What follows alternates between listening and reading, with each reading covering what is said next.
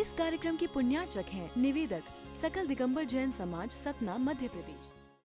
तेरे अंदर बहुत सहन शक्ति है और इस सहन शक्ति के भाव के साथ में अगर तू आज भी अपने मन में भावना करेगा मेरे पास बहुत सहन शक्ति है, तो तू इन सब चीजों को भी भूल सकता है और इन सब चीजों को भी सहन करके दूसरों को क्षमा कर सकता है। ये सहन शक्ति बढ़ाने की बात है। इसलिए इस प्रकार के ज्ञान से हमें क्या मिलेगा? हमारी सहन शक्ति बढ़ सकती है जब हम ऐसा विश्वास कर लें। तो आप देखते भी हो मनुष्यों में भी कितने तरीके की पीड़ाएं, कितने तरह के रोग हो जाते हैं और कितनी बुरी तरह से अपन तड़पते हुए देखते हैं मनुष्यों को भी। और उस समय पर आप उन्हें अगर कहीं ये उपदेश दे सको, कहीं समझा सको, भाई परेशान मत हो, दुखी मत हो, इस तरह की पीड़ा, इससे भी ज्यादा पीड़ा, इससे भी बहुत ज्यादा पीड़ा हमने भी सहन की, तुमने भी सहन की, लेकिन अब इस समय पर परिणामों में शांति रखो, परिणामों में शांति रखो, दुखी मत हो, आकुल व्याकुल मत हो। अगर आपके थोड़े से सहलाने से, थोड़ा सा कहने से उसके परिणामों में शांति आ जाए तो यही इस उपदेश का सार है। अन्यथा इन उपदेशों का मतलब ही क्या? आप कहोगे कि हम त्रियंश बने हैं, आप कह रहे हो इसलिए मान ले रहे हैं, वैसे लगता नहीं महाराज हम कभी त्रियंश बने हो। कहीं से कहीं तक हम में त्रियंशों जैसे कोई संस्कार तो दिखाई दे ही नहीं रहे। नहीं सुन रहे? अब संस्कार भी गिना है क्या? त्रियंशों जैसे कैसे संस्कार होते हैं? त्रियंशों जैसे भी संस्कार अगर आपको देखने को मिलेंगे तो कैसे मिलेंगे बताओ? मान के चलो जैसे कोई गाय है, गली में घूमती रहती है ना, इस घर के सामने गई, वहां पर कुछ भी पड़ा था, थैली वगैरह, कुछ भी छिलके वगैरह, कुछ भी, वो वहां पे मुंह मारा उसने, समझ आ रहा? कुछ मुंह में डाला, कुछ निकाला, थोड़ा सा फिर आगे बढ़ गई, फिर दूसरे के घर के सामने गई, फिर वहां कुछ घूरे पे कुछ मिल गया, कुछ वहां से उसने उठा लिया, कुछ वहां से खा लिया, थोड़ा सा वहां पर भी उसने कुछ बिखेर दिया, फिर आगे बढ़ गई, वहां से वहां तक गई, तब तक भी उसके मुंह में कुछ रखा हुआ है और वो चल रही है। और चलते चलते फिर उसको कुछ सामने दिख गया तो उसने वहां पर भी मुंह मारा, वहां पर भी सूंघा, देखा कुछ अपने काम का है कि नहीं, उसे लगा कि इसमें कुछ भोजन की जैसी कुछ पदार्थ है, कुछ गंध आ रही है, उसने फिर उसको अपने अंदर डाल लिया। और दिन भर उस गाय का, उस पशु का यही काम चलता रहता है। सुन रहे हो? अब आप कहते हो हम मनुष्य हैं, हम बहुत समझदार मनुष्य हैं महाराज, हमने बहुत बड़ा विकास कर लिया है, हम कंप्यूटर के जमाने में पैदा हुए हैं। अब आप देखो कि हमारे अंदर संस्कार कैसे हैं। अब मुझसे बुराई मत मान लेना। अब हम अपने आप के संस्कारों को पशुओं से थोड़ा सा कंपेयर करें तो हम समझ सकते हैं कि हमारे संस्कारों में कुछ पशुओं की गंध आती है कि नहीं आती है। कुछ लोग ऐसे होते हैं जिन्हें देखा जाए तो घर से निकले, एक पाव छीला, मुंह में डाला, अपनी दुकान तक नहीं पहुंचे, बीच में एक पान की दुकान पड़ी, फिर वहां पे खड़े हो गए, फिर वहां पे जो पुराना मुंह में था उसको थूका, फिर नया मुंह में डाला, फिर आगे बढ़े, फिर अगली दुकान पर पहुंचे, अपनी दुकान पर बैठ गए, दुकान पर बैठने के बाद में थोड़ी सी ग्राहकी की और फिर जो है कहीं फिर कुछ पान आ गया, फिर कुछ सुपारी आ गई, फिर कुछ पाउच आ गया, फिर कोई व्यक्ति आ गया, फिर उसके सामने खोला, आधा उसको दिया, आधा अपन ने खाया, आधा फेंका, शुरू हो गए।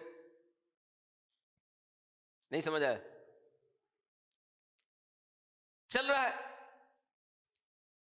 कभी मुंह में पान सुपारी चाहिए, कभी रजनीगंधा चाहिए, कभी तलब चाहिए, कभी कुछ रास्त्री चाहिए, सब चाहिए, और बीच बीच में फिर कुछ चाय भी चाहिए, कुछ ब्रेड भी चाहिए, कभी बिस्कुट भी चाहिए, कभी पिज्जा भी चाहिए, कभी बर्गर भी चाहिए, सब चाहिए। सुबह का भोजन अलग चाहिए, शाम का भोजन अलग चाहिए, सब चाहिए, ब्रेकफास्ट डिनर सब चाहिए। क्या चल रहा है? नहीं महाराज, हम पशु की तरह थोड़ी ना खाते हैं, हम तो कप प्लेट में चाय पीते हैं, हम तो ये डोसा वोसा खाने लगे ना जो लोग तो हाथ से नहीं खाया जाता डोसा, हाँ उसमें कांटा लगाया जाता है, चिमटी लगाई जाती है,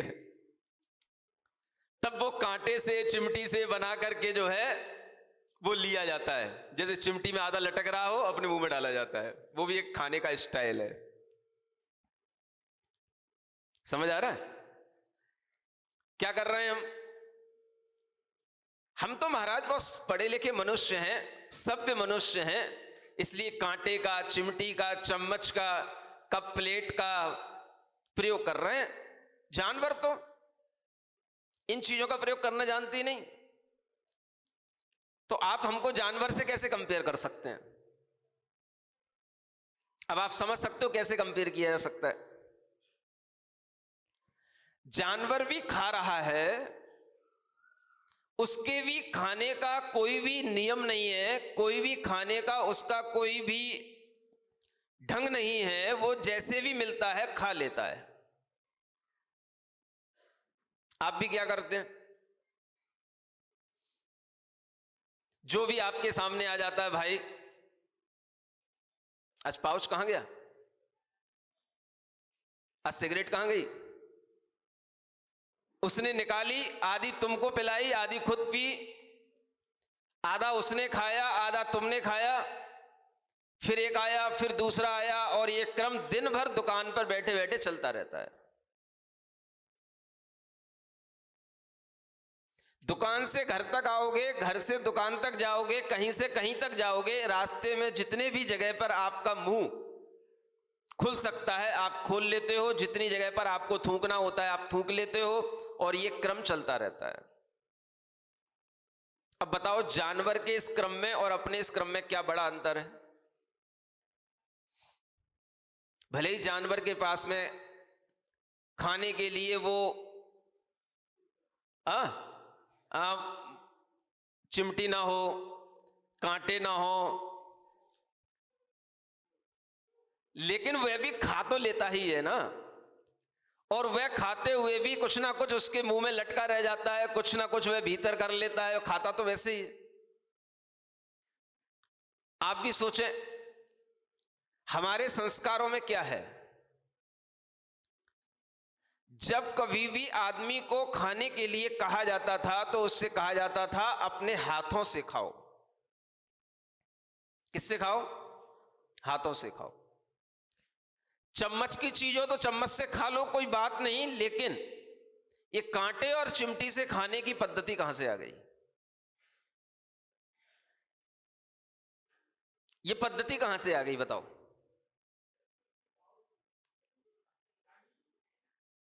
ये कोई स्टाइल नहीं है, ये सब पद्धतियां जो आपके सामने आई हैं, अगर आप ध्यान से देखोगे तो ये मांसाहार करने वाले जीवों की स्टाइलें हैं। ये सब चिकन बिरयानी खाने वाले लोगों को देखना कैसे खाते हैं।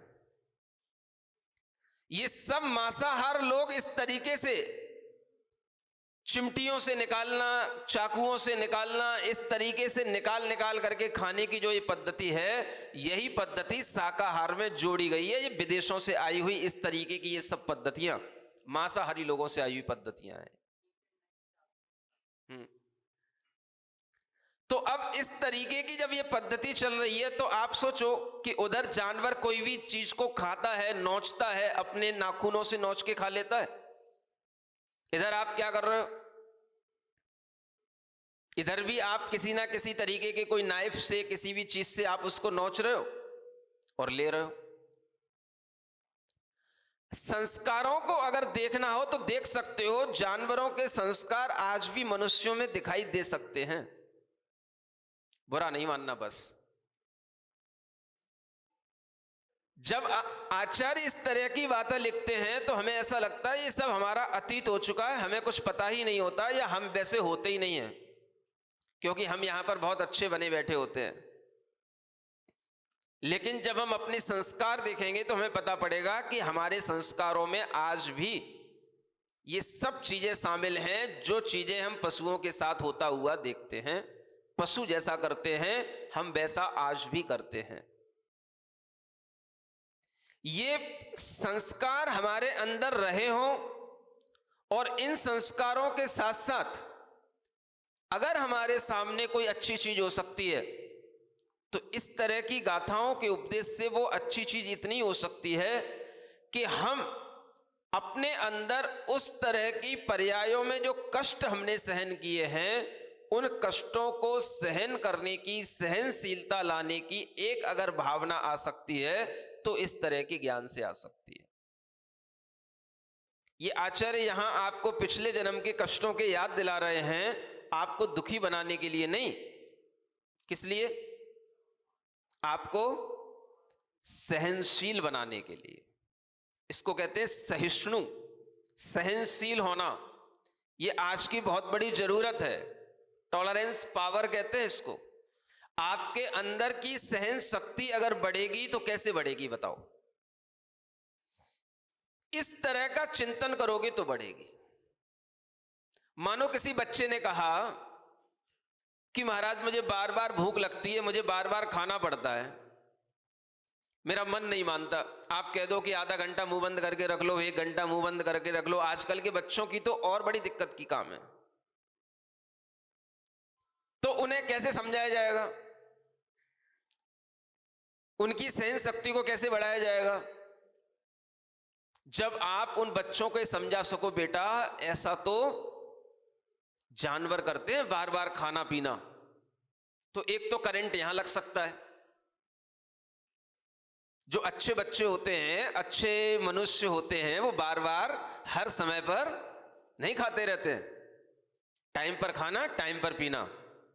अपन आदमी है ना, जानवर नहीं है। तो बच्चा एक तो इस ज्ञान से समझ सकता है।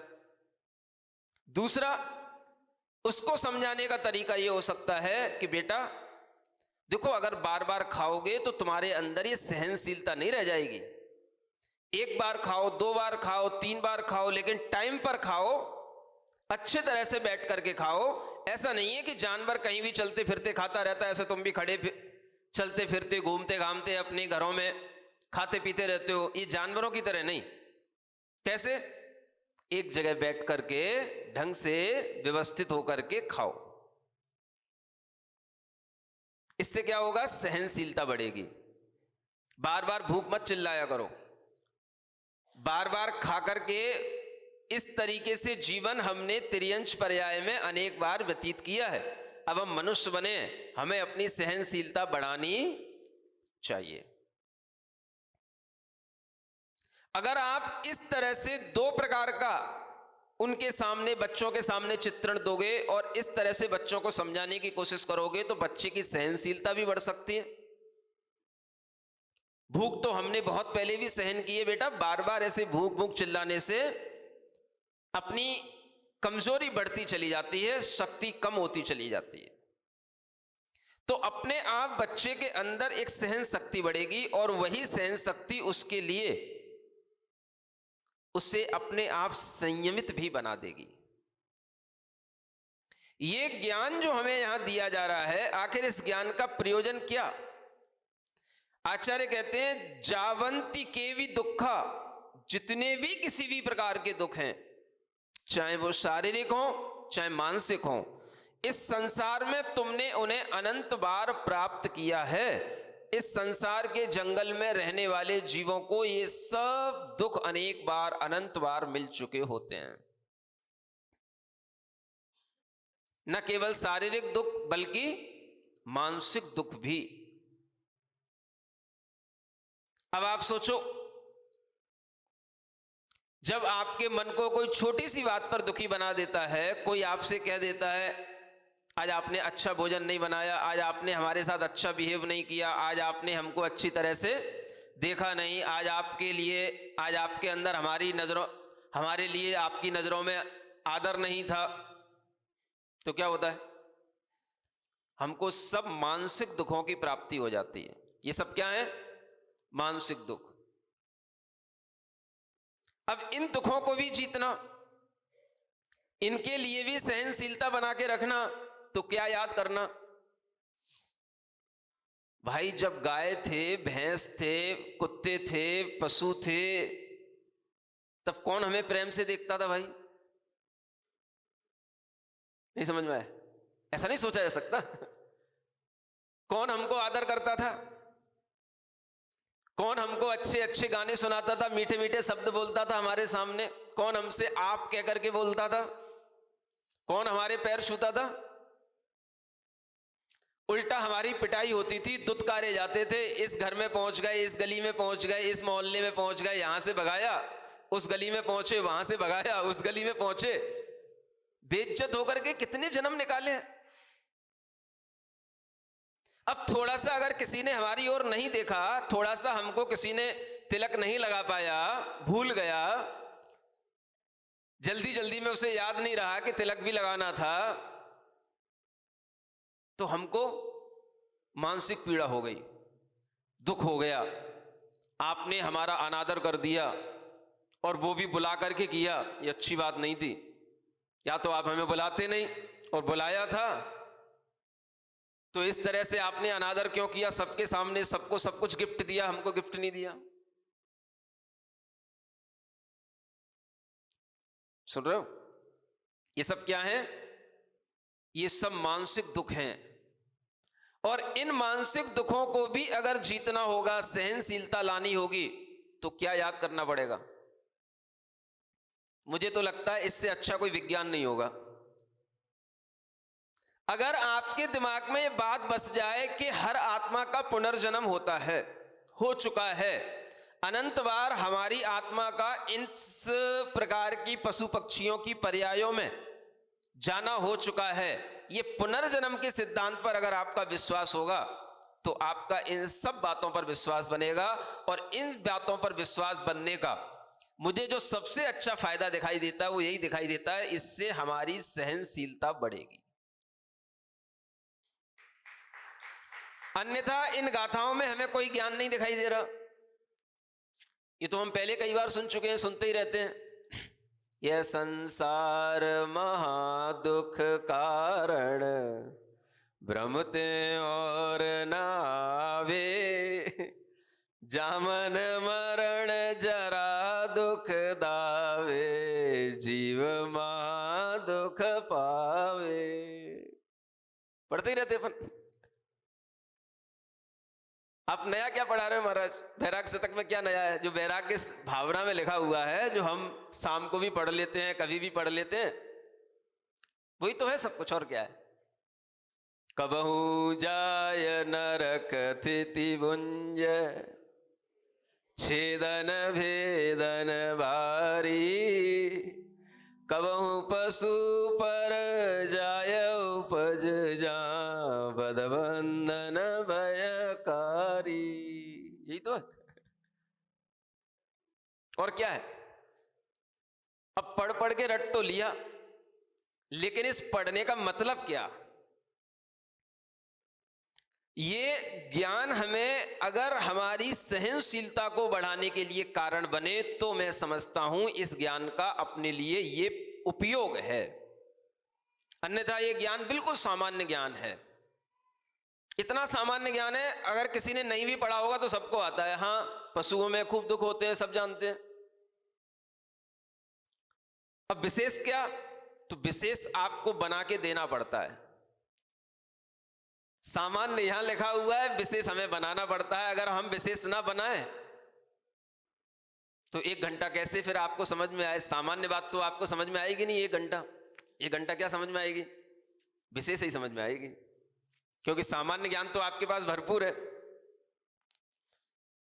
तो विशेष के माध्यम से हमें इन गाथाओं के ये सेंस निकल के सामने आते हैं कि इसके माध्यम से हम अपने जीवन में जब भी शारीरिक मानसिक दुखों का अनुभव करें, तो हम ये सोच सकें कि ऐसे कष्ट तो हमने पिछले जन्मों में अनंत बार भोगे हैं।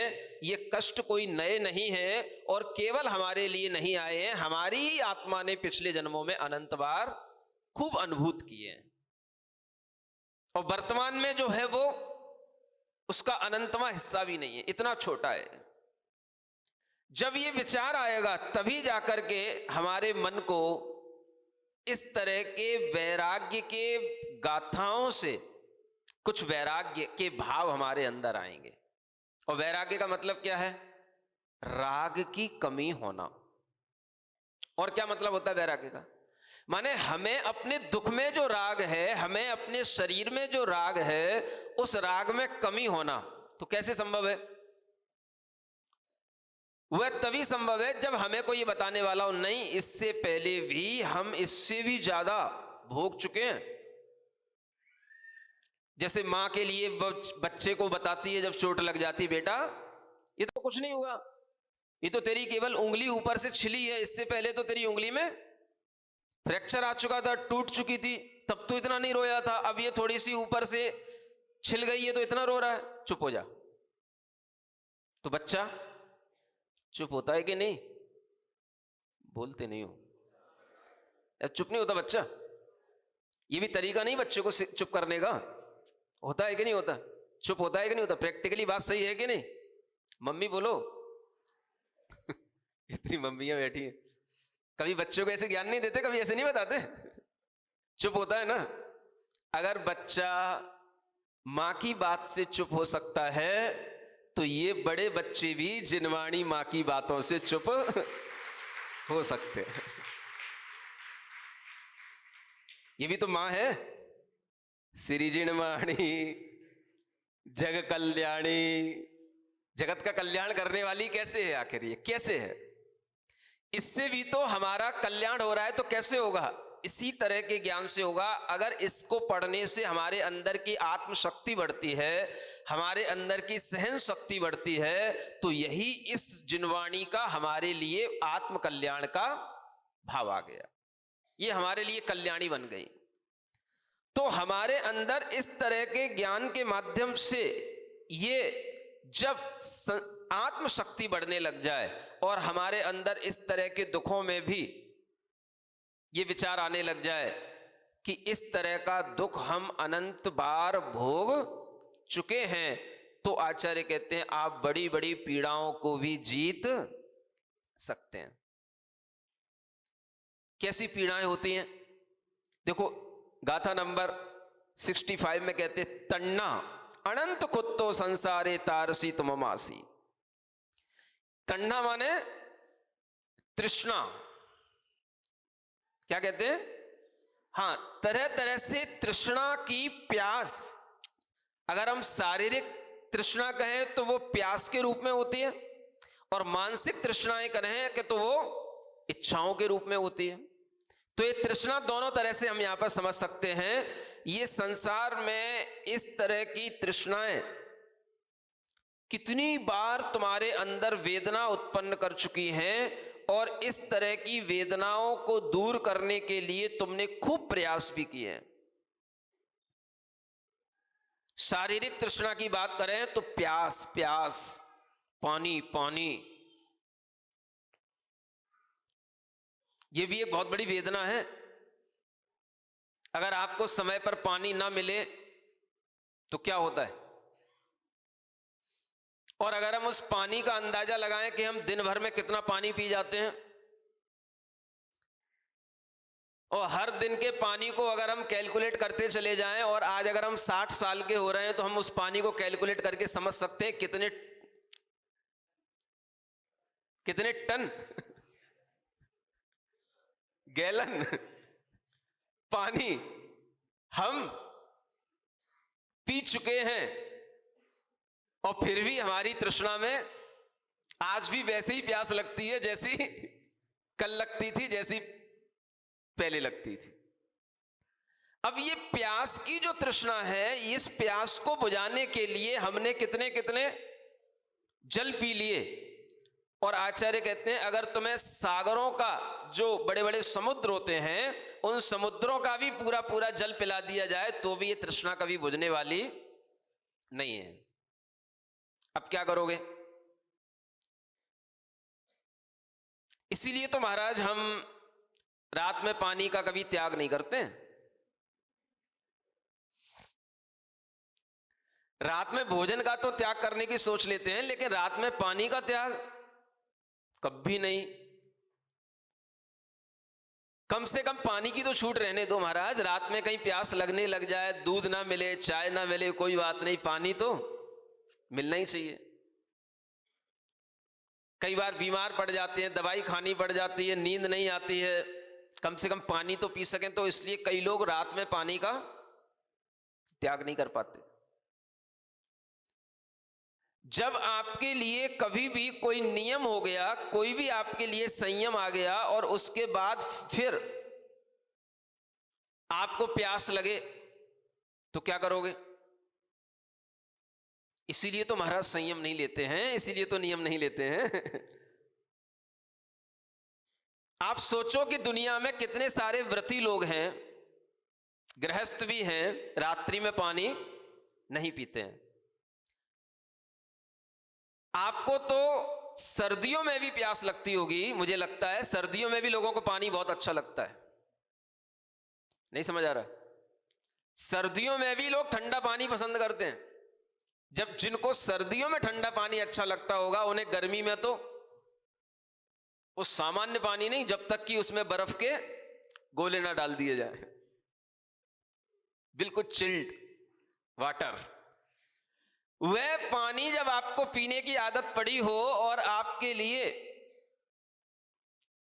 मानो रात में पानी ना मिले, प्यास लग रही हो, रात्रि का समय हो गया हो और आपके सामने कोई भी तरह के आपके नियमों के कारण से आपको वह कोई भी साधन समझ नहीं आ रहे हो, प्यास लग रही है, लेकिन पिएंगे नहीं। क्यों नहीं पिएंगे? क्योंकि रात्रि में पानी पीने का भी त्याग है। तो बताओ क्या करोगे अब? जब कोई पानी हमें पीना नहीं है, पानी की प्यास भी लग रही है, अब उस प्यास को कैसे बुझाएं? अब कौन पानी पिलाए? उस समय पर ही यह ज्ञानामृत काम में आता है, उस समय पर ही यह जिनवाणी का पानी काम में आता है। जो संयमी जीव उस पानी को पी करके संतुष्ट हो जाते हैं, संतोष के साथ में सो भी जाते हैं, रात निकाल लेते हैं, लेकिन कभी भी रात्रि में पानी पीते नहीं है। कौन सा पानी पीते हैं रात में? ये जिनवाणी का पानी पीते हैं। जो ये लिखा है, सारे सागरों का जल तुमने पी लिया है, लेकिन तुम्हारी प्यास कभी भी बुझी नहीं है। ये प्यास बुझाने के लिए अगर आपके लिए कोई भी साधन कभी भी मिल जाते हैं तो आप बुझा तो लेते हो, लेकिन वास्तव में देखा जाए ऐसी भी स्थिति बनती है जब आपके समक्ष पानी पीने के लिए तो हो, लेकिन आप पी नहीं पाओ। ये भी देखा है आपने कभी? कभी नहीं देखा? वृद्धावस्था में दादाजी की ऐसी स्थिति बन जाती है कि वे पानी मुंह में तो ले लें लेकिन गुटक ना पाए। समाधि करने वालों की भी ऐसी स्थिति बन जाती है कि पानी लेने की इच्छा तो कर लें, लेकिन मुंह में जाने के बाद में उसे भीतर तक खींचने की ताकत भी नहीं रह जाती है। आपने देखा हो ना देखा हो, हमने तो खूब देखा है, और ये पंडित जी तो देखते ही रहते होंगे, समाधि कराने वाले देखते ही रहते हैं। हाँ, बिल्कुल कंठ में शक्ति नहीं रहती है, लेकिन पानी दिखाओ तो मना नहीं करता है। अब बताओ क्या तरीका रह गया है? अब अंतिम इलाज क्या है? पी पाओगे नहीं, और पीने की तृष्णा है। अब इस तृष्णा को अगर मारने का कोई तरीका है तो क्या है? भैया त्याग कर दो अब पानी का। इसलिए त्याग की जरूरत पड़ती है। त्याग कर देगा तो क्या होगा? भीतर से तृष्णा अब मर सकती है, भाई अब पीना ही नहीं है, पीने लायक रहा ही नहीं हूं, अब उसका विकल्प ही छोड़ देना, उधर ध्यान लगाना ही नहीं है कि कोई हमें पानी दे या ना दे। इस तरह के विकल्प से जब वो मुक्त हो जाता है, तब वह पानी के त्याग के साथ में बिल्कुल निर्विकल्प होकर के जब अपने शरीर को छोड़ देता है तो इसी को कहते हैं तृष्णा को जीत करके समाधि मरण करना। आखिर ये ज्ञान कभी ना कभी काम आएगा, और ये वो ज्ञान है जो ज्यादातर अभी सुख के साथ बैठे हो तो आपको लग रहा होगा महाराज ये अभी क्यों पढ़ा रहे हो, जब दुख के साथ होगे तब पढ़ाएंगे तो बिल्कुल ही मन नहीं बनेगा आपका। अभी सुन लोगे थोड़ा बहुत मन में जाएगा, फिर कभी दुख का समय आएगा तब याद दिलाया जाएगा, तब आपको याद आएगा हाँ बात तो सही कह रहे थे महाराज, तब मानी नहीं, अब क्या करें, ऐसी स्थिति हो गई, अब तो कुछ छोड़ने का भी मन रहा नहीं, फिर भी आप कहते हो तो छोड़ ही देते हैं। अगर इतना भी कर दिया तो भी कल्याण हो जाता है जीव का।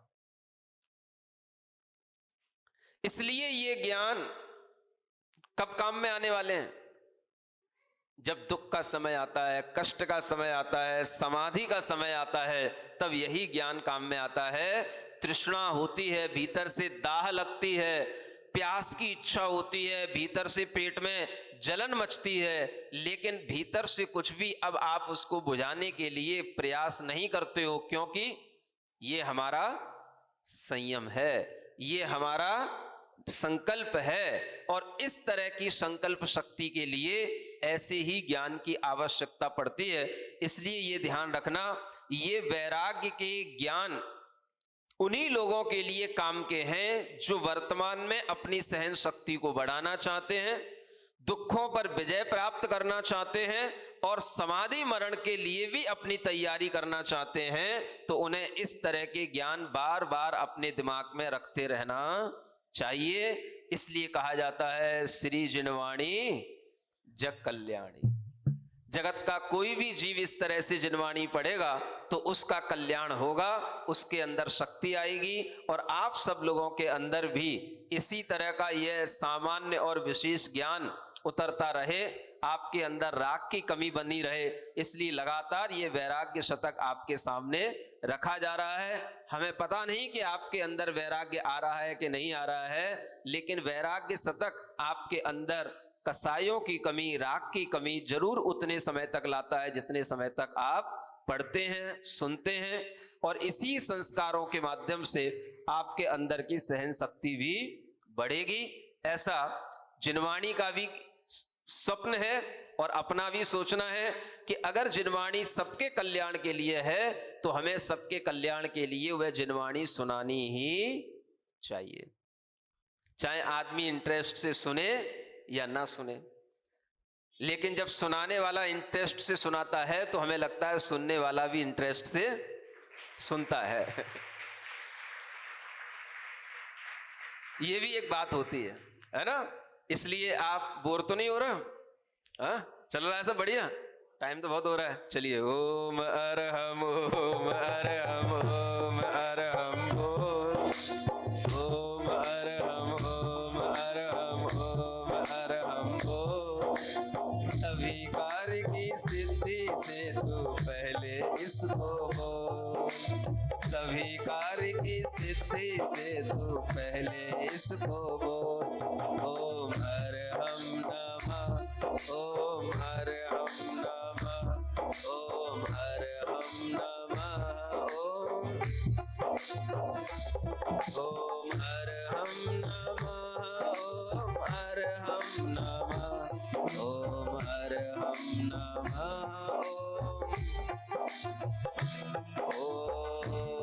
ओम अरहम नमः।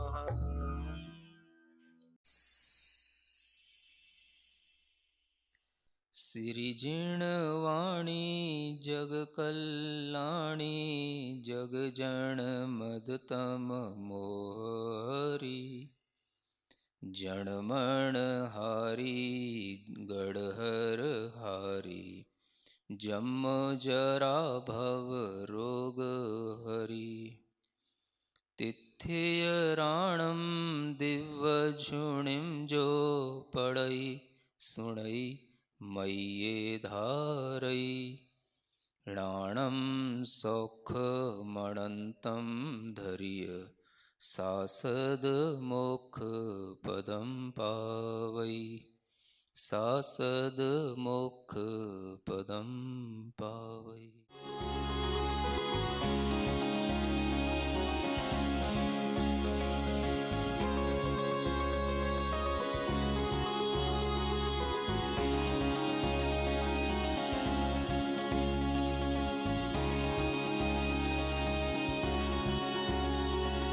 इस कार्यक्रम की पुण्यार्चक हैं निवेदक सकल दिगंबर जैन समाज, सतना, मध्य प्रदेश।